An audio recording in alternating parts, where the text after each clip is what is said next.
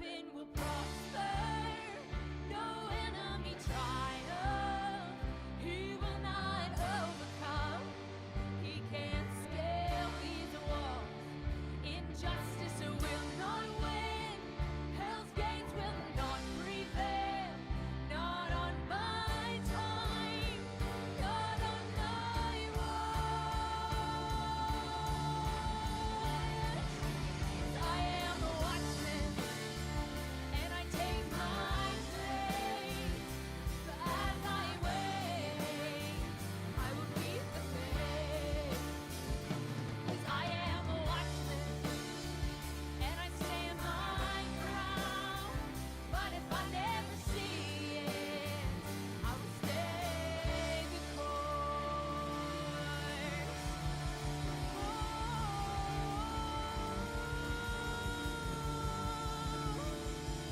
I will run the race, I will fight the fight, and I will keep the faith.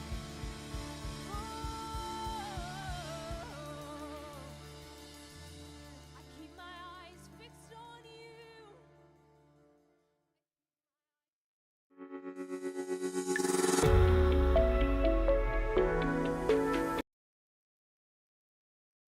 Pastor Tim Karskaden here, Christian Center Shreveport, doing our noon prayer watch pipeline report.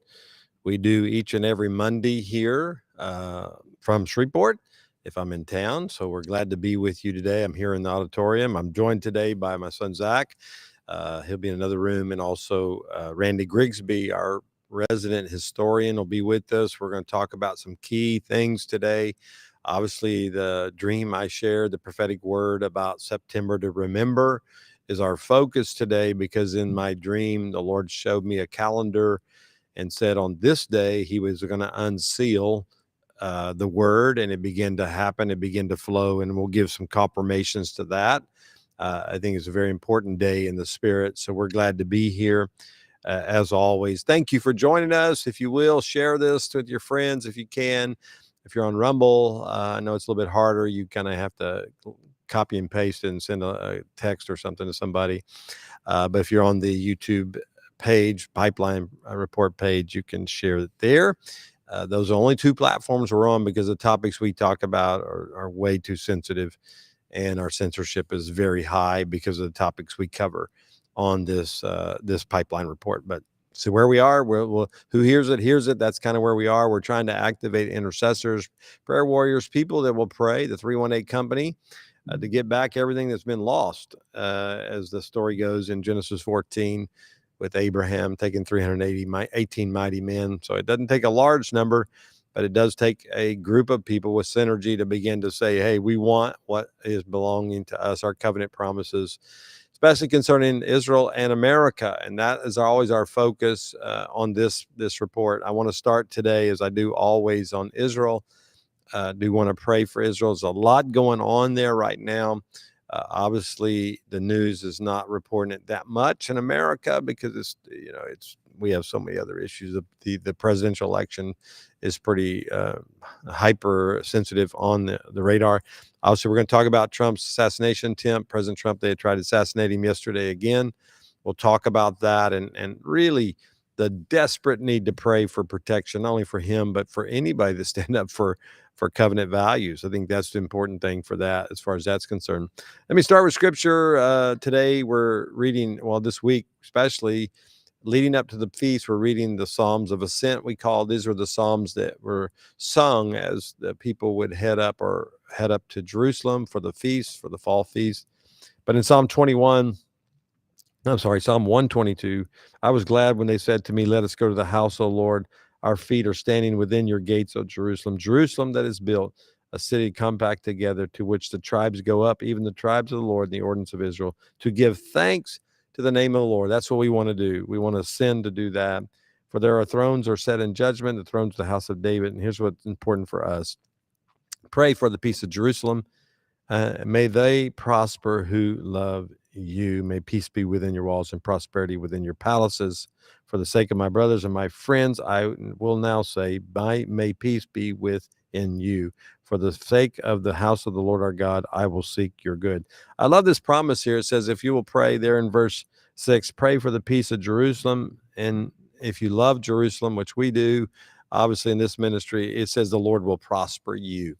And I speak that prosperity over you today, a blessing over you today, that you'll be divinely touched by the Lord right now in the earth.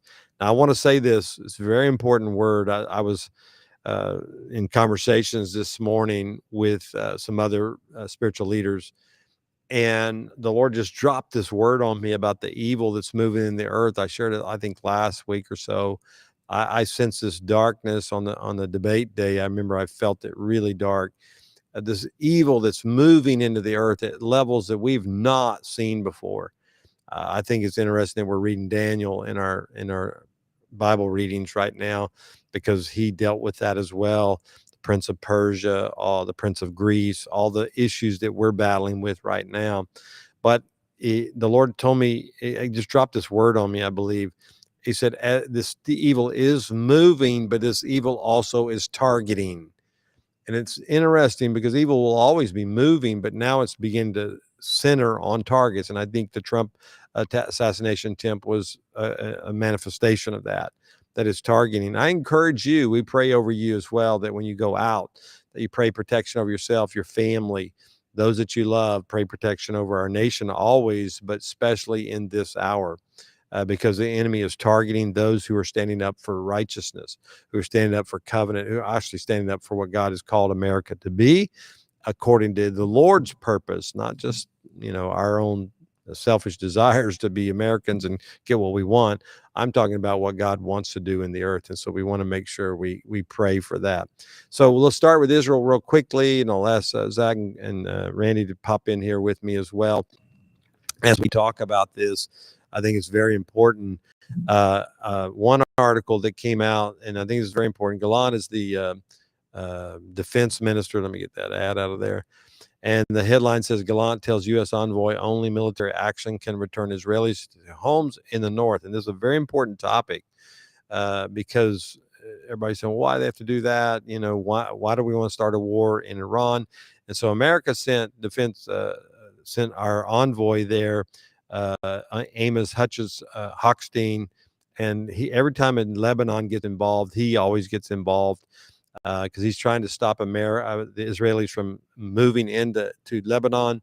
But hey, when you get 50 to 100 rockets a day coming from Lebanon, you just can't sit there and put up with it. And I think his point is well taken here, is that the only way to return these people to their homes basically is to go to battle here.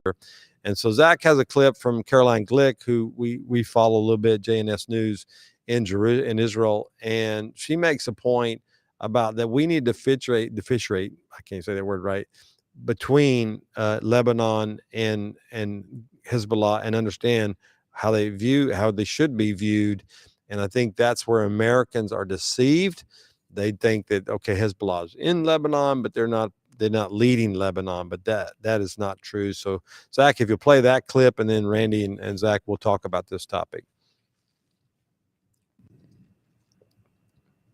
Then we have to take action in Lebanon against Hezbollah, which of course controls the Lebanese government, as I've said on numerous occasions, and also the Lebanese army, as I've said on numerous occasions. That same army, of course, is paid for, armed, and trained by the U.S. All the same, because it's as what my friend Tony Badran from Tablet calls an American equity. The Americans say you can't go after the Lebanese military, you can't go after the Lebanese government, you can't go after Lebanese infrastructure, you can only go after Hezbollah. But it's all one thing. It's all the same thing. And that's one of the American ways to prevent Israel from taking any action in Lebanon. And it's not because they have sentiments towards Lebanon per se. It's because they want to protect their Iran first Middle East policy. And since Lebanon is controlled by Iran, is what Obama referred to as an Iranian equity, the Americans don't want Israel to do anything against Lebanon. It doesn't matter that northern Israel is absorbing, between, I think it was 40 yesterday, it was 100 on Friday, and today it's Sunday. Who knows how many are going to land by the end of the day? It's insane. So that's where we are. And that's where we are. We're looking at this battle. So as an intercessor, somebody who stands with American, stands with Israel, covenant Israel, we need to understand Hezbollah is Lebanon. And I've been briefed by people, especially in southern Lebanon. My briefings have been with their desire that Israel comes in and deals with this. You understand, if you live, if you lived in the ghetto and you have gangs around you all the time, you would like the police to come in there and deal with the gangs. Okay, you don't like the police or you don't like that force, but hey, you got enemies around you. And that's what a lot of Lebanese people are doing, especially the Christian Lebanese who are stuck in that country under the Hezbollah rule. So, Zach, why don't you speak that in, and then Randy, you come in after that. Yeah, you mentioned it earlier when Amos Hochstein comes in. The Israelis, they don't fear it, but they get weary about it because going back to the beginning of the Biden administration, he was the one who forced Israel to give up oil rights to then, at the time, a non government entity that was in control of the Lebanese government because their former president was ousted, and they were kind of in limbo. So whenever this guy gets involved, it's kind of it's bad juju, bad juice going on right there, and something we need to pray against and first of all repent of, because his advice, unfortunately, and funny thing is he's an American Jew, that he would try to force Israel to do these things. And the kind of the key point there of what she said is, just like in Gaza, there is no separation between Hamas and the Palestinians. In Lebanon right now, unfortunately, there is no separation between Hezbollah and the leaders of Lebanon. And I think that's the key point there. Like you mentioned, there are Christians who are trying to rise up, who are trying to get arms, who are trying to fight against it. But unfortunately, they're such a small number because they realize that, look, this may come to an end, number one, but then number two is they have to live under this rule right now. And so, to kind of a preservation of their own life, they're kind of staying in the shadows. They're trying to do some subversive acts. They're helping Israel out in intelligence the best they can from what is gathering. But unfortunately, they just don't have the numbers now to stand up against Hezbollah, because Iran is throwing everything that they have at Israel right now in the north. And for the Israelis in the north, before this part of the clip, she talks about how Netanyahu, Gallant, United States, everybody's saying, oh, we're going to come in, we're going to make life normal for you. But they're not, because the United States is saying you can't go in. You can only, quote unquote, go after what we deem as military assets within Lebanon. And there's the differentiator of, okay, well, is everything in Lebanon military or is it not? Israel thinks it is, because they're under their understanding, because it is, that the Lebanese who are on the border there, because everybody else has left, they're Hezbollah. And the United States is saying, no, they're not. It's only what we deem as military. So this is the differentiator here that we have to, one, pray that our administration kind of corrects itself on moving forward to help Israel gain back its freedom. And Randy, as a historian, Israel's gone to Lebanon before. This isn't the first time that they've had to deal with Lebanon. So we're back. We're repeating ourselves, aren't we? Oh, yes. I happened to watch an update with Jerusalem Update last night, and they intercepted a Hamas commander talking about the battalion. The last big battalion in Gaza is pretty well decimated. They're saying it can't be combat ready. And that's intelligence that they were getting through the IDF. So what that does, I think it prepares Israel to now face north. They've got to cover what they had, or Gaza will just come back to be what it was at some point, maybe not as strong. But now they can face north and deal with Hezbollah. To me, the important part is this, that Netanyahu and the Israelis are listening to America, but they're not doing what we're telling them to do, and that's a good thing. Israel, it's not in Israel's nature to fight a defensive, hold a position war. That's right. Since October of 1948, when they were fighting for their freedom, before that, Pastor Tim, they would capture a position at night, set it up as a defensive perimeter, and try to hold it. That was their strategy. But a general by the name of Alon, who became the Southern commander in October 1940, he changed the rules, and those rules have stayed to this day. Israel fights an offensive war, and they go after whatever enemy they've got. And it does include the Lebanese military also, probably to a good degree. But they're going to they're going to go pretty. I feel like fairly soon they're going to go really Yes. all in on this Yeah. because Every indicator is that we're going in. And I guess the question would be, the Biden administration does not want the war because they don't want any distractions, Harris, I should say, any distractions to their reelection bid here, or the election bid for her. But I think Israel cannot, and I hate that, but Israel cannot even worry about that. I think it has to take care of its own people. Like I've said before, 60,000 plus people can't be in their homes. There's areas up in northern Israel that are just uninhabitable because the constant daily bombings that are going on. And just, I think it was Sunday, from Yemen, a ballistic missile came some 2,000 kilometers and hit near Moadim. If some of us have been there, where Barry Siegel's place there is in Moadim, right out. They believed the target was Ben Gurion Airport, but evidently Israel was able to deflect it, and it just went into an open field. So this thing is huge. Iran's tentacles are everywhere. They're with Hezbollah, they're with Hamas, they're with the Houthis, which is weird because a lot of them hate each other. But as again, your enemy's my friend. I'm your friend because we have the same enemies in this situation. But I think Israel has to stand strong. I think Randy said it best. They've got to ignore our government and do what's right for the people and do what's right for covenant Israel. Israel has gone into Lebanon before. This isn't the first time they've had to go in there and just create a buffer zone. Last week also, you're going to hear about this. It's going to come out soon. They raided an Iranian technical site that they've been watching for years yeah. and sent in special forces in there, raided it, got all the information, computers, everything. So you watch, Netanyahu's going to have a press brief pretty soon, and he's going to pull out all this stuff. If you remember, he did that in Iran when he went in there and got all the information on their nuclear program, went before the United Nations and shared all this. So we're going to see this coming out soon. So this is really big because it affects the whole world. This is a world event, and it affects our election, affects everything that's going on. Zach, you want to add anything to that? Yeah, 2 points is talking about the inability of the region in the north is it's what Hezbollah is doing to the north is not only forcing civilian people to move out, but even animals are unable to live there because of the destruction that they're bringing. So the natural is revealing the spiritual. It's just the amount of evil that's rising up to just cause complete desolation. And that's an example of what a totalitarian regime will do to a region is just suck the life and the life source out of a certain region. But then getting back to what the Houthis did in the south is there's rumors because this is public knowledge is that Russia is promised Iran certain nuclear capable missiles. Yes. And the question for Israel is when do those transfers occur?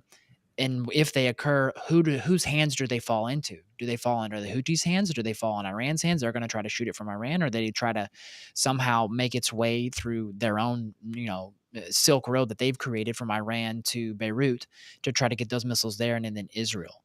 And the key point for Americans and really the rest of the world is if we allow this to take place, then the fear of the Cold War striking up again, from Cuba to Miami, that those fears are now becoming even more real if that's allowed to take place, and if the world doesn't stand up, it's a strong. This is why this election, Cindy Jacobs pointed out, and it's very true. We want to highlight right. here is that this next president, whoever it is, needs to be a wartime president. So that's kind of for those who are intercessors, for those who understand what's going on internationally and domestically. That's a key test right now to judge and seek an understanding of who would be the best wartime president that needs to be in office right now. And I say that you can just pray for a wartime president. I guarantee you, we know who's going to be elected if we pray for that. But if you have an issue with these candidates, pray for that and ask God to do that. Go ahead, Randy. I think I agree with Zach that you're going to see the landscape, and the battlefield has a very good chance of expanding, because look how quickly history changes, Pastor Tim. 4 years ago, Iran was bankrupt. They couldn't have done this 4 years ago. They had no money. Is the mover in all of this, the weapons that they're buying and so on. 4 years ago, Iran was bankrupt and handcuffed, and now 4 years later, they're to me, they're the major player in all of this. The other thing is, if history goes back and tells us about Lebanese-Israeli wars, we care about politics, but we care more about Israel surviving and securing their nation, which is what Harris, that they're getting into the politics game. But here's what could happen before the election, probably. There's going to be more casualties in the North than there were in the South, probably. Once this goes full boat, it's going to open up. The people have to be prepared for that. Yes. They're so embedded there as well. And of course, the Harris-Biden administration, we'll call it that, seems to be that's what's happening right now, is using this event and these events, especially with Iran giving Russia more weapons, to begin to create a new narrative, which is they're going to want to give Ukraine long-range missiles to start bombing within deeper Russia, which, that's just boy, you talk about getting really wild if that starts to happen. Don't forget Cindy Jacobs' word on that. We have to have a wartime president. And it was not just her. She had a roundtable of prophets that came up with that word, but she also gave the warning that North Korea would be a big player with Russia and China as well, and that they felt like North Korea would be kind of a launching place. And we already know that North Korea is giving missiles to Russia, and they are being used. They've already have all the North Korean language, the Korean language on the weapons when they land in Ukraine. So that's already happening. These are all violations of international law all over the place. And we're seeing no pushback from the United Nations, no pushback from the world. When you got, especially Hezbollah, unprovoked attacking Israel, you have the Iranians, you have North Korea giving weapons to Russians, and nothing. No pushback whatsoever. So this is kind of the world we live in now. It's such a hypocrisy everywhere we look.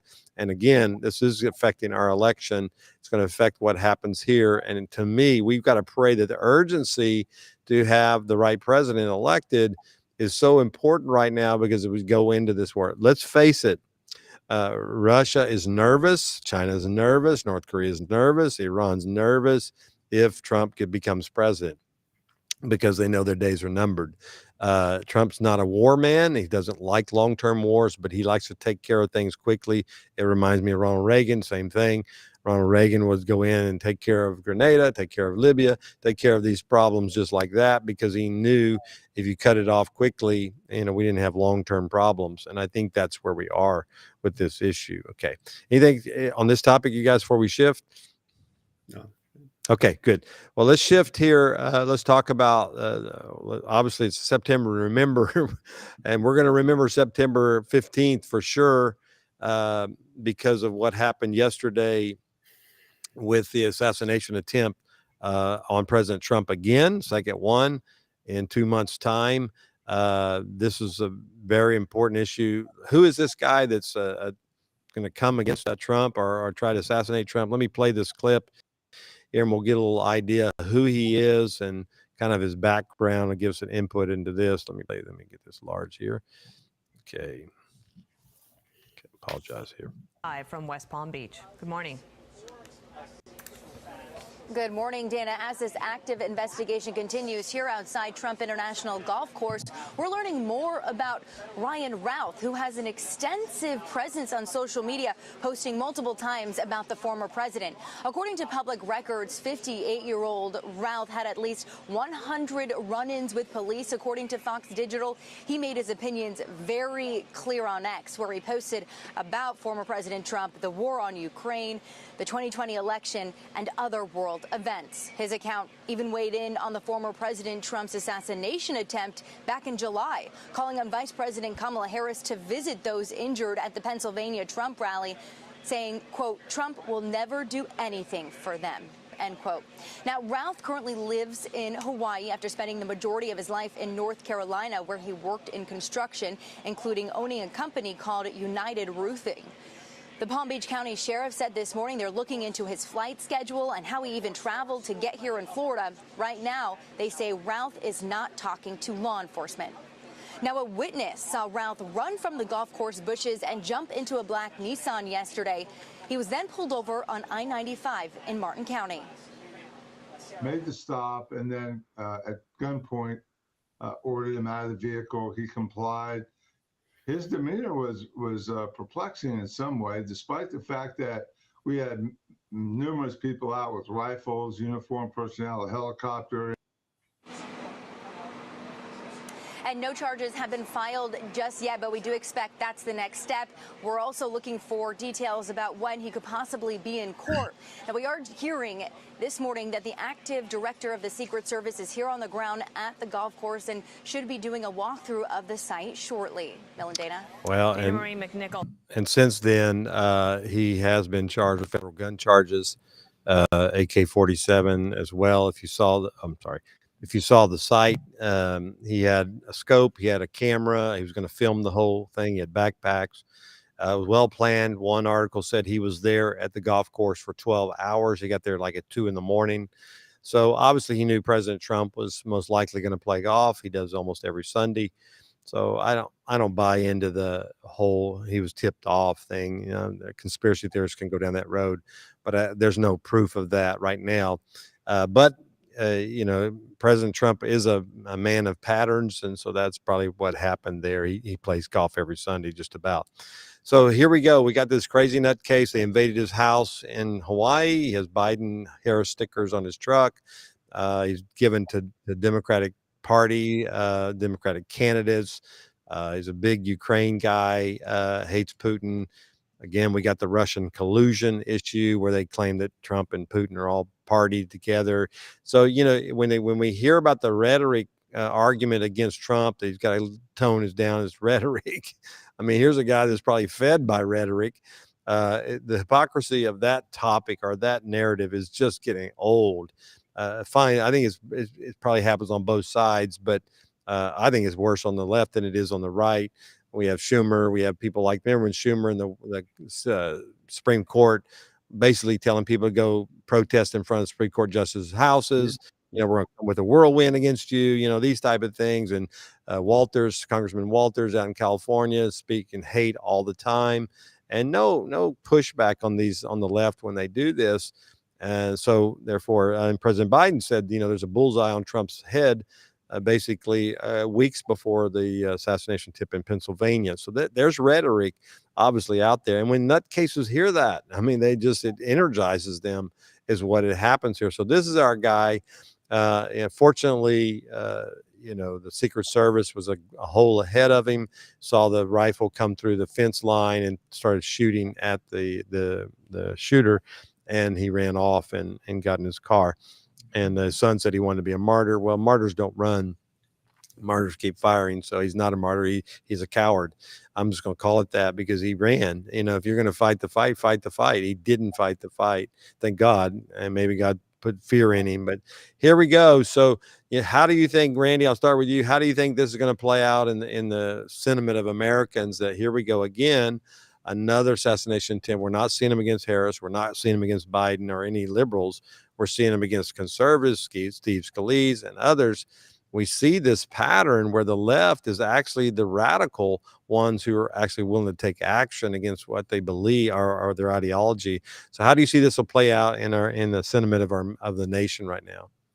Well, it's hard for the majority of us. For us that follow politics and we have our distinct beliefs, it's hard for us to place it in the minds of these people because their cause creates them wanting to kill a person. We can't go that's a bridge too far thank goodness for the majority of American people, but it's a cause that creates evil. I mean, it's evil in a lot of different forms. And what level is it going to go to before the election? I did a little research on history. The assassination attempt on Franklin Roosevelt in 1933, 32 or 33 was a Puerto Rican independent. They wanted independence for Puerto Rico. He ended up shooting the mayor, and the person died in that attempt. And as we talked before we went on the air, Winston Churchill, he was ripe for that in the age he was becoming a leader because there was Indian independence and there was the Sinn Féin, the IRA, freedom for Ireland. That's the kind of things that boil up inside of people and push them to the point of this. And whatever did it for it, if it's the Ukraine or whatever they're digging into, I think the American people are going to come down on the side. I know the first assassination attempt, it was so visual because we were all front row witnesses to that. And that really had more of an impact than that. This is a story we read about the next day, like I did, or that night. I think it has a big impact on it. I think American people are fair, whichever way you're looking, whichever party, whatever person. They don't like something like this, and I think it comes out to Trump's advantage. I think so too. I think it's going to build something. I think whatever would quote been lost in the debate that some have projected, and I know that's all debatable, but the fact is, I think this is again the picture here is the Antifas and all these different groups. They're left. They're not right.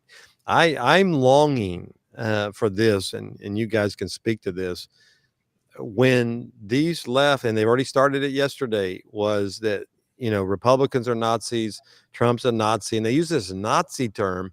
I wish somebody would come on some show and just say, okay, let's talk about the Nazis. What were their policies? What were their values? We know they wanted gun control. They wanted to limit speech. They know, I mean, all the things that we in the conservative movement are for. There again. So why don't you speak to that, Randy, of the Nazi policies that align or parallel with the policies of the left? The huge advantage that the far left has today is they don't have to take over the media like the Nazi Party did. They're already on their side, and I mean they're built in. They're built in there. Thank goodness I read a poll yesterday where only 22% of the American people believe the media. I don't really know if that number is good, because if you hear something enough, a lot of people are going to start believing it. So the media just has to keep repeating it and repeating it. The Nazi Party was the National Socialist Party. They were a totalitarian government. They wanted to control everything. So to call the Republican Party Nazis misses the point 360 degrees or 180 degrees. Yep. It's not even close. But Pastor Tim, how many people that don't read history now or are taught history in school know that point? We know it because that's what we do. How many people know that coming out of college what the Nazi Party stood for? The first question they'll ask is, what is the Nazi Party? They don't know, probably. Right. They don't have an answer to that question, do they? And they don't know their policies. They don't know what Hitler did and that party did to take away the rights of all the people. Anti-Semitism, was all part of it. Obviously, Kristallnacht, beginning to tear down the synagogues and burn down Jewish businesses. And now we're seeing the anti-Semitism being celebrated in America, the pro-Hamas, anti-Israel sentiment.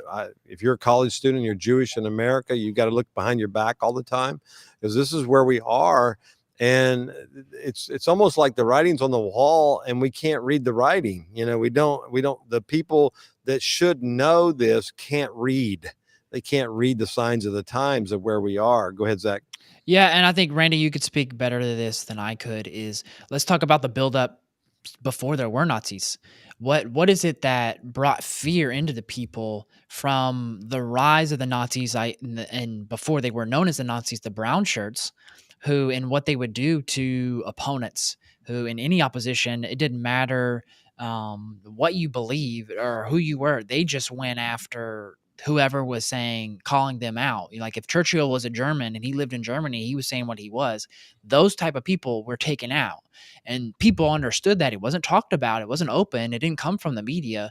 It was just kind of in the back screen, back door in the room. It was an elephant in the room that nobody wanted to talk about because of fear, which brought the fear that we're seeing trying to be implemented through our media right now on the left against their opponents of this is what the Nazis want, this is what they're due. But the question is are we seeing that? And I think you could speak better to it on like what the brown shirts really did to bring that fear and put that fear into the people, so that when they were in power, Randy, what they were actually doing to their opponents to cause them to be fearful and be persuaded, hey, you do this or this will happen to you type stuff. Well, see, I believe that I see the anti-Semitism movement that's out in the streets actually doing two things, Zach. It's like Pastor Tim said, but this is a battle that the left has won so far. Yes. They're out there controlling the streets. And you see pictures every day of not only are they marching in anti-Semitism rally, but they're beating people up. They're causing violence to people on the streets. I saw a picture where they beat up a young guy the other day. So you've got the brown shirts, the equivalent of the brown shirts out there. And once that comes into a society, how do you stop it? It's a battle that the left has won because, I mean, look at the universities and look at the streets with the anti-Semitism. We would never, ever would we have thought 20 years ago we would have seen that. That's right.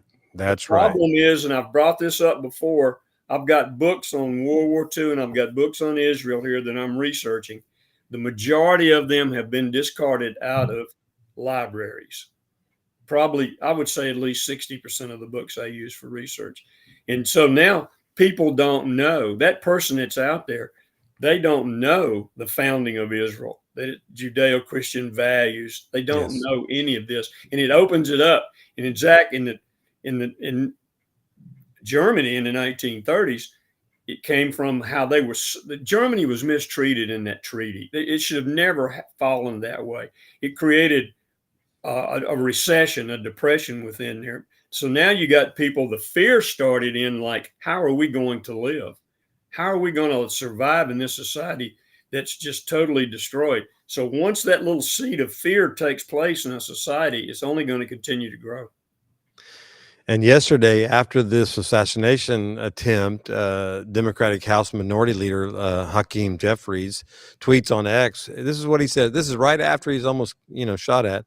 He writes, "Extreme MAGA Republicans are the party of the national abortion ban and Trump's Project 2025. We must stop them." And this is where the rhetoric's coming from that side. And of course, Trump Project 25 there's no such thing.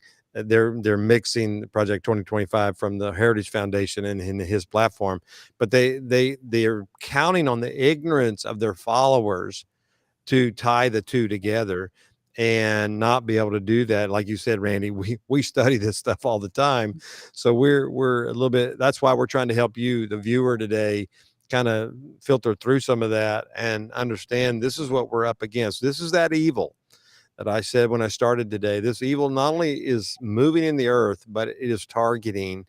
And these are shots. If you want to say, we're not using guns, but we're using social media, we're using other forms to take shots at the other side, and they're not valid. They're not even based on truth. And as we pivot here to the debate, I kind of want to give an example of that, of what happened in the debate, because if you saw the debate, if any of you watched it, you saw the fact checking on Trump constantly. I don't know how many times they did it, but this is an article here that came out. I think it's Brett Bart, but it says this, which I think is ABC monitor Lindsay Davis admits fact checking was only planned for Trump. So here we go. We're talking about before the election. This was already going on. They had planned to fact check him, and because they said in this article, because they felt he got away with so much stuff during the Biden debate, so they felt like this was kind of their way of making it even here, of making it happen that way. But that's not being even. That's just being evil when you see that. So as you saw I didn't watch the debate. I was out, but I read afterwards and so forth, and saw some of the clips. What was your take on the fact checking that you saw, Randy, during the debate? Well, we've read the game book. We know this follows the communist game book. You discredit the opposition in any way that you can, and you create a false narrative, and you try to make it true in the minds of the people. It was horrible. It was so one-sided. I haven't seen anyone really justify it. Even I think even CNN and some other liberal newspapers chastised ABC for that. ABC's going to pay a penalty for this, I believe. They're going to pay for this. You could tell it wasn't fair.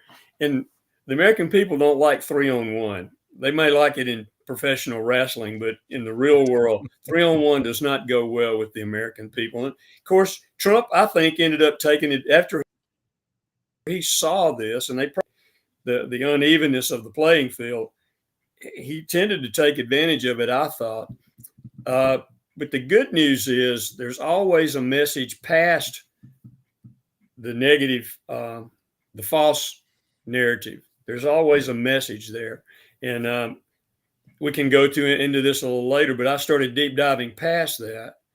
And because Pastor Tim, Louisiana Tech had a great history department, and I had the advantage of under Dr. Morgan Peoples. He wrote the biography of Earl Long, who held the distinction of winning an election 6 days after he died. And that happens in Louisiana occasionally. It's rare, but it can happen. But he always said, look at what your opposition is giving you through the narrative. Whoever's in charge, whoever's in power, they always tend to create a false narrative and it's a little bit beyond that. Yes. Go ahead, Zach. Yeah, and to speak on the debate, it was obviously one-sided to a degree, but this is what we warned about before about how Kamala, she comes off as, the blonde in the room.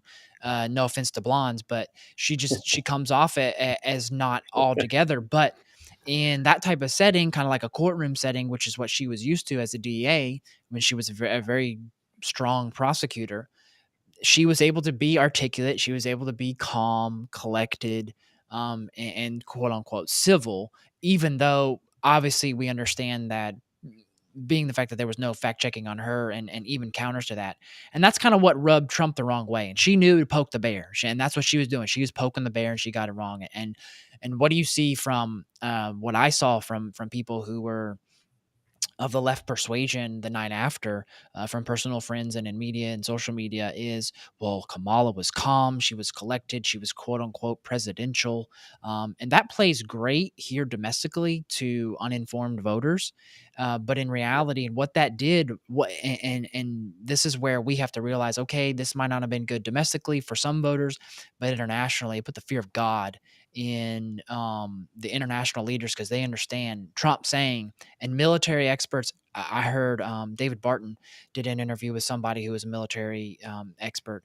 He talked about how he believes that if Trump, where Trump said the line of 24 hours, after he becomes president, or even before, military experts who have put their life on the line, they believe Trump as a leader would absolutely do that. Now, whether that happens or not is yet to be determined.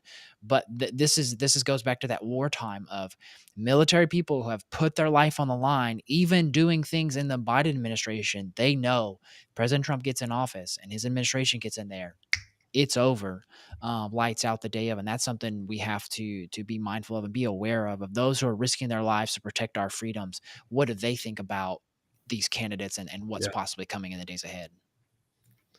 The question you've got to ask yourself is, if everything was going the Democrats' way, which is the image we get from the media, why did they have to have an unlevel playing field? Why did they create that? There has to be a reason. And of course, that's when I began to deep dive in and study. Snap polls cannot be twisted. These, like CNN or Fox News, they have 20 people on the stage and they have them connected and you see the lines moving. Are they just a hands up vote? That cannot be changed as much as polls can be. Like when I see a poll and it shows Harris up by 1 point in Pennsylvania, who did they ask? How many did they ask? Sometimes they based it on 500 ballots. 500. And then what questions were they asking? Yeah. Well, how did they ask the question? Exactly. And so I went in beyond that into some of these quick polls, and I was really kind of amazed at it. And I sent you the Flashpoint video, Pastor Tim, where it videoed that for us, and it amplified it for us. But Trump now has a 55-35 favorability rating in the economy over Harris, according to CNN. And the NPR snap poll I looked at is in August, Harris was up by 11 with independent. This is very important to the election. Independent voters, Trump is now up 4% since the debate. So the theory that most, like Dr. Peoples and Dr. Thompson and people else, that polls really don't win elections. Occasionally they do if it's a one got you moment. If it's a got you moment, polls can influence. But 70% of voters, the people that watch the debates, are you and I. We're the guys that we eat and breathe politics, and we're partisan in a way. We watch it. You guy down the street that's worried about just making his house note next month may not be watching the debate. Let's face it. It's designed for people like us who are a little sick and that we have this love and hate relationship with politics. So that's what these snap polls show. I thought I had one more. Los Angeles Times, which is not a conservative publication by any stretch of the imagination. The next morning, the Los Angeles Times political writer wrote that after the debate and after their snap polls and everything, he determined that if the race still shows a close popular vote, that Trump has a huge advantage of winning the Electoral College.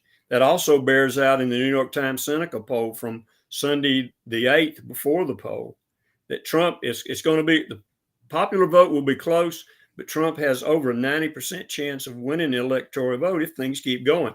We're looking at 50 days here. Right. That's an eon in politics, though. I mean, we're talking about the numbers as they sit right now. And I think that one audience that was in CNN, they had a live audience, and then they interviewed him right after the debate. And one young lady got up, and I'm sure CNN about fell out and wanted to cut away. But she basically just said, "Look, I'm gonna be honest with you. I'll shorten what she said. She's my life was better under Trump than it was under Biden," and I think that resonates. It's a woman. I don't know if she was a single woman, but she had kids. She was a normal woman, a wife, mother, whatever. And I think that resonated. But that to me went through the TV screen. Okay, because that made everybody think, is my life better or is not? I watch some of these interviews. They go out on the beach, sometimes out in California, Fox does them, and they asked all these people who hated Trump, they go, so what has happened to you under his presidency? What did you lose? What rights did you lose under Trump? And they could, every person they interviewed, nobody could come up with anything that their life got any worse under him. And I think that we could go out and ask an informed person, what have you lost under the Biden administration? And we'd have a litmus list of things that we've lost under his administration. We lost money. That's the main thing. Yeah. We've lost in our taxes. We've lost our economy. We've lost in so many different ways. And that just wasn't true under the Trump administration. I wished and I hope that their campaign continues to focus on what they did do. You have a picture of 4 years of what he did do. We don't have a picture of what Harris is going to do. Yeah, you don't understand that. We got to get to the place. We technically do. Trump said it Well, in his closing statement. You have the last 3.5 years, and his best line was, "Why don't we end this debate now? Let's go to Capitol Hill. Why don't Yeah. you sign the bills?" That was the best one. But Pastor Jim? Why don't you speak to what you said yesterday about what you were told about the focus that the Trump campaign knows about, but needs to stay focused on? Yeah, and we shared this. Speaker Mike Johnson spoke to us, but also this is the data that's out there. The swing states, 5 swing states, basically 40 counties, and mainly the women vote. And so if we give you some prayer initiatives, this is something I want us to pray about, that those women, especially in those swing states, those main counties where it's going to really pretty much determine the election, that the message of security that President Trump can bring, and I think the conservative movement, or what of us believe in the covenant purpose of America, can bring, is that's what we want. That's our passion, to bring safety, to bring peace, to bring security to our nation. And with the illegal immigration that the Biden administration has got so much instability, the economy's unstable, our military is basically disintegrating right before our very eyes. Even if I talked about that point, you can just see that we just brought home 17 ships because we don't have merchant marines to actually staff these ships that supply all our Navy ships around the world. You actually see the number one people group that's joining the military right now is American Muslims. Okay, we got to put that into context of where it's at. So we have a lot of problems, and this is all under this administration. Let's not forget the last 12 out of 16 years, we've had the left in charge of this nation, and we cannot forget. So we have that 4-year snapshot of President Trump. And remember, we were turning things around prior to COVID. And I think that's something that we need to resonate and pray into, but especially those women, especially those 5 states. And that's where our focus is, our prayer focus is. We're going to be praying into those things. I wonder what, I don't have this with me, but it just came to me that women, a factor for women is safety, I believe. Right. How much of illegal immigration would factor into the women's vote as far as it being, say, because we get a lot of reports of the lawlessness that goes on as you bring in a lot of the illegal immigrants. That would be a safety factor for the women, probably. Well, I can speak to my European friends who I've talked to. Sweden alone, 30% of all women have either been molested, attacked, or some of them raped by illegal immigrants or by the immigrants that came to Sweden. And these are stats that are out there. And so now women in Sweden are learning self-protection. They're taking, self-defense courses. They carry mace with them all the time because they're not allowed to carry guns. So that's kind of what's going on. And now you're seeing they're stopping immigration all over Europe. And they're wanting to find ways to get them out of there. I saw where I may have been Sweden. I read today. They're trying the political right there is trying to offer money for these immigrants to go back to their countries. So this is kind of where we're looking at. And now we got 11 million possibly here in America. There have been those been raped, been attacked, killed by these illegal immigrants. I think if you live in Springfield or you live in Chicago or New York, this message is going to resonate to them because they are actually seeing it with their own eyes. You're also seeing the monies funneled to these people, California, other places. How California can keep voting the way they're voting is beyond me, because they have the greatest object lessons in front of them because they're seeing the deterioration right before their very eyes. Okay, anything else you guys got before we close out today? Yeah. Key issue on this issue, and you talked about it here with Jeffrey's comment, and we saw, if you watched the debate at all, it had to deal with abortion, and they're trying to, and this is a key issue for your millennial, younger generation women who appeal to more of the feminist mindset, who think that abortion is a good thing, and this is where we have to pray. Not necessarily against the person, but the spirit behind the persons that deceive them. Is that they have some clarity on that, and hopefully there's somebody who can speak in their life. And Chuck Pierce has been talking about this a lot lately. And every head of the year he talks about this book, this small little book, Passover Prophecies, and in it there's a section, a whole chapter about first a testing, then a triumph. And a lot of the prophetic we've seen, it's about this new identity that we've talked about. Chuck talks about it here. This new understanding of freedom is right now we're in a testing, and a lot of it has to do with Israel. And the church is being tested right now, and our leaders are being tested. And if we ask ourselves how we're handling this, we're not doing so well. And this election will be a kind of a final tester moving forward of, are we going to be walking in triumph, or are we going to keep walking in this fear of man? And so we have to realize this is a now time. Like, if you're going to pray, let's pray now. And obviously, as John talked about yesterday, is, hey, if you're going to, argue and talk about politics and you're not going to vote, then it's time for you to go be Switzerland and just and sit there and be quiet, because at the end of the day, if you're going to argue and complain about stuff, you're not going to do something. There's a real concern there about how much authority should be given to what you're saying. Okay, any last words, Randy, from you? Yes, I want to tag in right with Zach here. Historically, we're going to be in the abyss for another 49 days. We'll be standing at the abyss for another 50 days. And we have to be vigilant. We have to pray for President Trump, pray for this country, pray for his protection. Yes. And also pray for the downvote, the House and the Senate, because I heard Speaker Johnson this morning, and he's excited, and he's announcing that we're going to have a strong November, but it still comes down to us doing our part of praying and voting and being the guardians of this gift that God has given us called America. Yeah, it's our last chance. Thanks, Randy. Thanks, Zach, for being with me today. As we close out, I want to say my September Remember Dream. You can find it on our podcast apps. We have it out there. I did one, I think, last week revisiting it, but I'd spoke about it a long time because my dream was back in April. I think it was when I had the dream and the Lord spoke to me about what was going to happen during this month. And in the dream, I saw a calendar and I saw September 16 and I saw the Lord unseal and begin to release his word over the world, especially the Pacific Rim and other areas.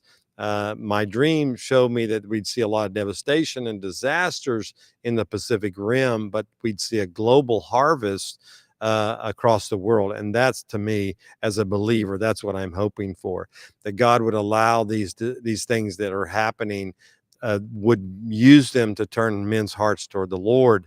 And so where we are, and today, I didn't know what would happen today. And my son in Japan, because he gets up earlier than I do, he sent this to me. There was the strongest typhoon since 1949 hits Shanghai, knocks out power. This was an incredible typhoon as it came through there. Over 400, almost 500,000 people were evacuated. But to be that strong, it's called Benika, Bebinak. They call it Typhoon Benika. And I think that was important because when I looked up, what does that mean? What does that name mean?